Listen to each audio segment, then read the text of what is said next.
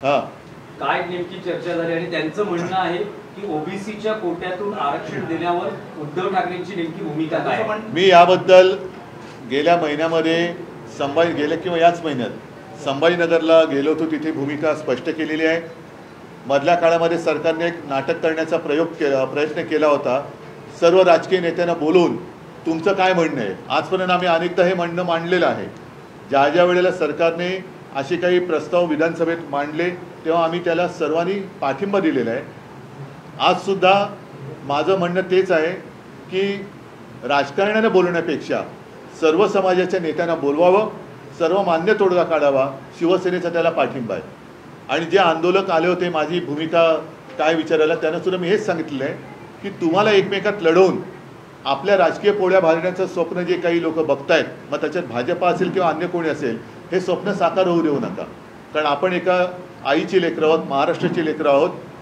समाजामध्ये वितुष्ट जातीपातीत भांडणं लावून महाराष्ट्राची विल्हेवाट हे लावत असतील तर ते कृपा करून त्यांचं स्वप्न हे राज्याला घातक आहे, ते यशस्वी होऊ देऊ नका। त्यापेक्षा सर्व समाजातल्या लोकांनी एकत्र या। त्याच्यासाठी शिवसेनेचा जर काही सहभाग पाहिजे असेल, मदत पाहिजे असेल तर आम्ही तो द्यायला तयार आहोत। आणि माझं अजूनही म्हणणं असं आहे की आरक्षणाच्या मर्यादा वाढवण्याचा अधिकार हा राज्याला नाही आहे। जसं बिहारला आरक्षण दिलं होतं ते कोर्टाने उडवलं। मर्यादा वाढवायची असेल तर लोकसभेमध्येच हा प्रश्न सुटू शकतो। मी माझे खासदार द्यायला तयार आहे, सोबत द्यायला तयार आहे। सर्वांनी, मग त्याच्यात मराठा असतील, ओबीसी असतील, धनगर असतील, सर्वांनी मोदींकडे जावं। कारण मोदी सुद्धा नेहमी सांगतात पिछडे जाती जमाती का, असं म्हणून ते त्यांचं ते नेहमीचं ते एक सांगतात की त्यांची कशी काय बॅकग्राऊंड होती, लहानपणी ते कसे काय गरीब होते, गरिबीतला संघर्ष त्यांना चांगला माहिती आहे। तर तो संघर्ष त्यांच्या अनुभवाला आलेला आहे। मग या बाबतीमध्ये आरक्षणाच्या बाबतीत मोदी देतील तो निर्णय आम्हाला मान्य आहे। मोदींनी निर्णय द्यावा की आरक्षण तुम्हाला जर का ओबीसीच्या मर्यादा वाढवायच्या आहेत, मराठा किंवा धनगरांना आरक्षण देताना आदिवासींना दुखवायचं नसेल, मराठ्यांना आरक्षण देताना ओबीसींना दुखवायचं नसेल, पहिलं दुखवायचं आहे की नाही हे मोदींनी सांगायला पाहिजे, सत्ताधारी पक्षाने सांगायला पाहिजे।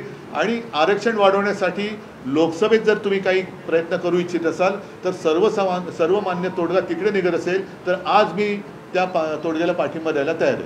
मागील 2 दिवसापासून मराठा आंदोलक हे मातोश्रीवर आंदोलन करतात। नाही, मला नाही पुरस्कृत आहे तुम्हाला असं वाटतं का की यात ते नाही, मी त्याच्यामध्ये त्याच्यात काय जाणार आहेत?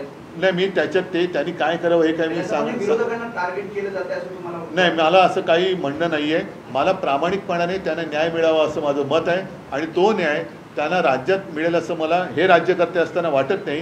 कारण मुळामध्ये परत एकदा सांगतो, आरक्षणाच्या मर्यादा वाढवण्याचा अधिकार हा लोकसभेला आहे। लोकसभेमध्ये मोदींनी निर्णय घ्यावा, आम्ही मान्य करायला तयार आहोत। म्हणून मी इथल्या सगळ्या या समाजातल्या लोकांना विनंती करतोय की आपण इकडे एकमेकाशी भांडत बसण्यापेक्षा दिल्लीमध्ये जाऊ, दिल्लीमध्ये चला आणि मोदींना सांगा की तुम्ही आता ह्याच्यामध्ये लक्ष घाला। कारण ते मोठी दैवी शक्ती मोदींना प्राप्त झालेली आहे। त्याच्यामध्ये त्यांना त्यांच्या आयुष्यातला संघर्षसुद्धा माहिती आहे। तो वेळोवेळी आपण आपल्याच माध्यमातून जनतेसमोर त्यांनी मांडलेलं आहे की कसं ते लहानपणी किती लहान होते, मोठेपणी किती मोठे झाले, हे सगळं त्यांनी मांडलेलं आहे। तर तो संघर्ष, तो अनुभव लक्षात घेऊन मोदींनी याच्यावरती तोडगा काढावा, आम्हाला मान्य आहे।